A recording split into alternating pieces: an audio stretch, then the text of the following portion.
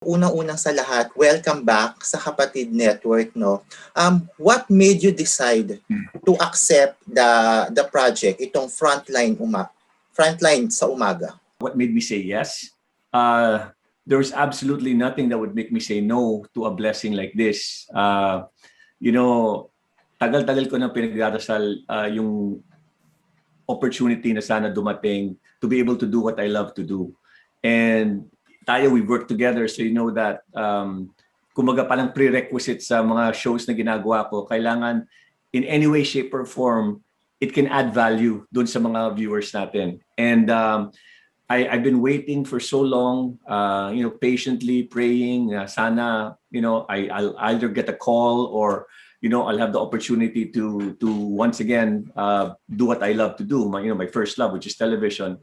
And when I got the call from Ma'am Lucy Cruz Valdez, and she talked about the concept and everything, I was sold immediately. Hindi na ako nagdalawang isip pa, hindi na ako kailangan magkonsulta sa kahit na anong bagay. It was just so natural for me to say yes, and I'm just eternally grateful na I have this opportunity to come back. Siyempre, Sir Paolo, kahit kilala ka na namin bilang batikang TV host at TV personality, meron ka pa rin bang naramdaman na kaba o nerbiyos since ito nga yung pagbabalik mo sa regular sa TV? Ako, lagi ko sinasabi na, if you don't feel nervous bago ka lumabas sa television or lumabas sa entablado, then there's something wrong. It either means you're overconfident or you're not in the moment. Ang pagiging nervous kasi is really part of what we do, and it keeps us on our toes, it keeps us alert at the same time. And ako may kasabihan ako especially sa mga students ko sa hosting and public speaking, I tell them, when you feel nervous, it's because you're about to do something that is very important to you or could actually change your life. So embrace the nervousness as long as it's nervousness na excitement. Iba kasi yung nervousness na may self-doubt ka, iba yung nervousness na parang you're bothered by negative thoughts.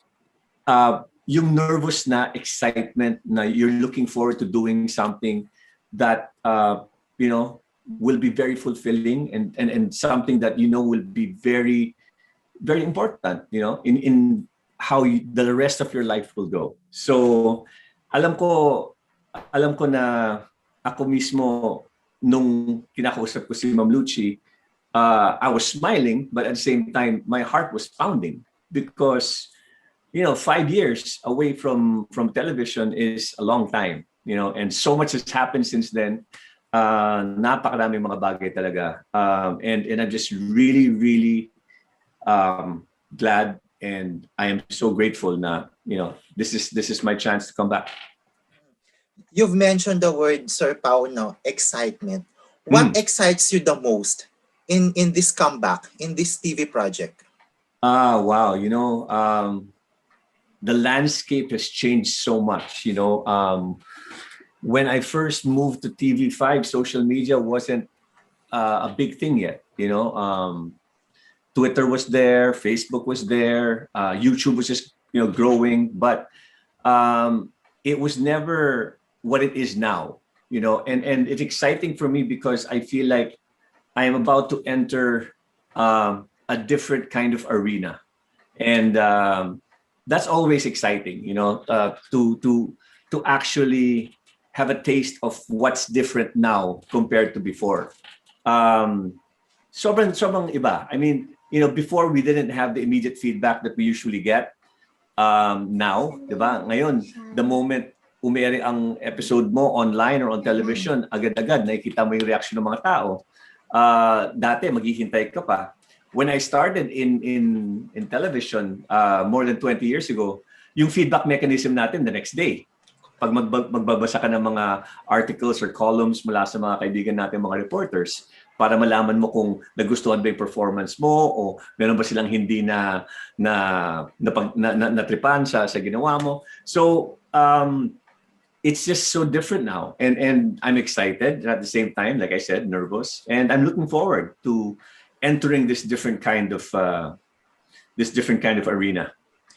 mas nag-add ba yung pressure na yun sa'yo, Sir Pao? Na yun nga, on the presence of social media na netizens can interact and can react on the Well, spot.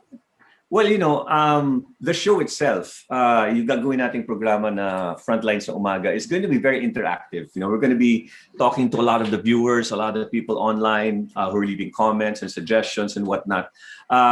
Because, especially in this day and age, everyone wants to be heard. Everyone wants to be able to have that voice. And for me, as long as what you're saying adds value or will add value to our viewers, then definitely it's something that we'll cover during the show. Mm-mm.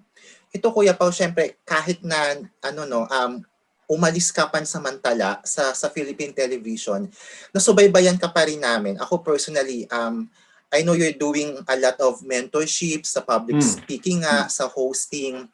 Sa tingin mo yung 5 years na nawala ka pansamantala sa television, yun yung naging preparation mo for this comeback?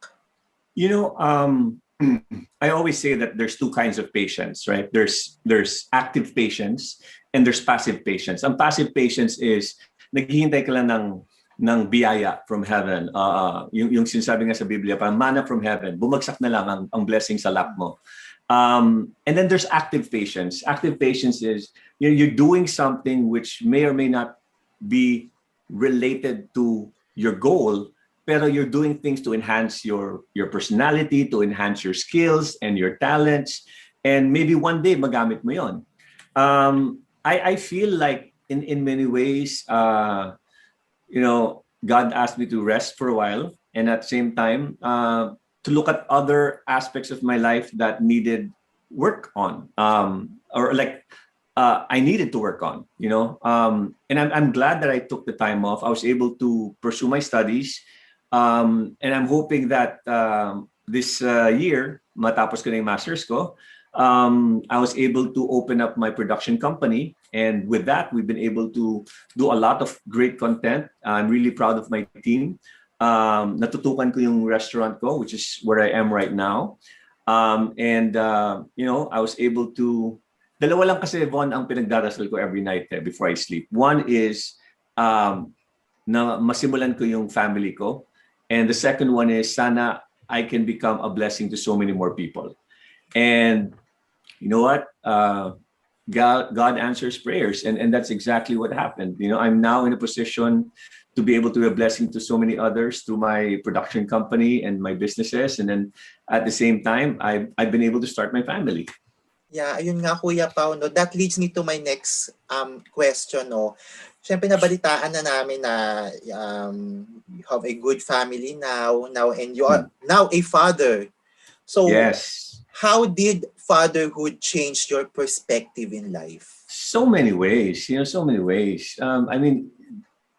If we're looking at the simplest way, it's a reason to wake up in the morning and a reason to go home at night early.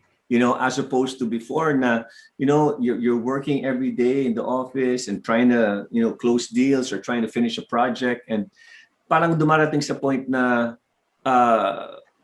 nagpapalipas ka na lang oras sa opisina,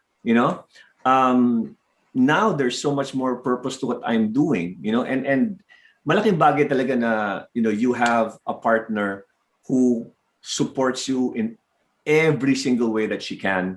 And I'm so blessed. I'm so blessed that I have that kind of partner in life. I'm so blessed to have, this opportunity to actually start my family. And talagang usually, when I talk about, hosting, or when I talk about business, I have so much to say because I know how to construct it in my head. But you ask me about family, and just so many thoughts, beautiful thoughts come to mind, and just sheer joy to be able to, hold the baby and put her to sleep at night. Sarap talaga, Bon. There's really nothing that I can say that will justify how I feel knowing that I've started my family. Ito Kuya Pao, since you have a family na, naging conscious ka na ba ngayon sa mga projects, sa mga business na kinukuha o tinatanggap mo compared nung single ka pa? Well, alam mo, before pa naman, like I mentioned in the beginning of this interview na hindi ako tumatanggap ng project unless it's something that satisfied four things. Na it has to be educational, informative, it has to be inspiring, and entertaining. So if the show that I'm going to be doing or the project has those four, I'm all for it. And then the most important thing that I mentioned kanina was, does it add value in any way, shape, or form doon sa mga makakapanood sa akin? And that's really my mantra now, when it comes to doing any project. Will you add value? And sana even people, because social media, alam naman natin, di ba? People have free reign to just say whatever they want. And sana, dumating ang point na we have that period of discernment before we actually start typing. Is what I'm going to be doing, is this going to add value doon sa makakabasa? Is it something that will make possibly another person a better person or a truly more informed person? Will it inspire people no matter how big or small? So, alam ko minsan may pagka-idealistic pa rin yung pag-iisip ko. But, I believe that you still need that kind of thinking, especially dito sa sitwasyon natin na ito that we are all part of. We just have to find ways to add value and at the same time to actually be happy to help. Kasi marami sa ating mga kababayan ang nangangailangan ng tulong talaga. At yun naman talaga ang ginagawa natin. No? I think journalism, broadcasting is a form of public service din. Yes. So, Yes. Although our role, as important as it is, we actually have a larger responsibility now because, unfortunately, the way social media operates is it thrives on conflict. It thrives kapag may hindi nagkakasundong mga tao at nagkakaroon ng interaction, di ba? So tayo bilang mga journalists, what we should be careful of is when we write a piece, is it really meant to inform people or is it meant to create a conflict para magkaroon ng engagement? So yun, that's something that I've been thinking about. Medyo matagal na rin, So I think more than ever, people who have a voice, whether you're a journalist or you're a social media personality, an influencer who has a lot of followers, I think we should be really, really, I guess, more responsible and compassionate with what we do and what we share and what we say. And again, baka may pagka-idealistic ako, but ang Frontline sa Umaga, we wanted to be a 30-minute jam-packed show wherein that's all you need. In 30 minutes, alam mo na kung anong kailangan mo malaman sa araw, kung ano yung maging malaking balita sa gabi, alam mo na yung traffic, alam mo yung weather, alam mo yung presyo ng baboy, may mga health tips tayong pwede ibigay sa mga kababayan natin who want to stay healthy or become healthier. Siyempre, sports, hindi mawawala yan. I love sports, di ba? And entertainment. I would love to be able to get stories from our viewers, stories that will make people feel good after watching it. Good news, feel good news. I think we need a little more of that, honestly.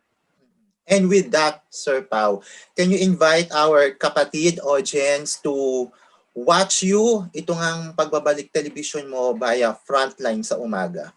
Yes, sa lahat ng mga kapatid na nanonood ngayon, unang-una sa lahat, maraming salamat sa mainit na pagtanggap niyo sa akin muli. Nakita ko po sa mga social media pages, binabati niyo ako, maraming salamat. It's great to be back. I'm very excited. The show starts on Monday morning, 6 a.m. hanggang 6:30 p.m. po yan, a.m. 6 a.m. to 6:30 a.m. Yan. Frontline sa Umaga ang title po ng ating programa. And I'm really excited. I can't wait to get my feet in the studio, and just start doing what I love to do. So maraming salamat, Bon, sa pagkakataon.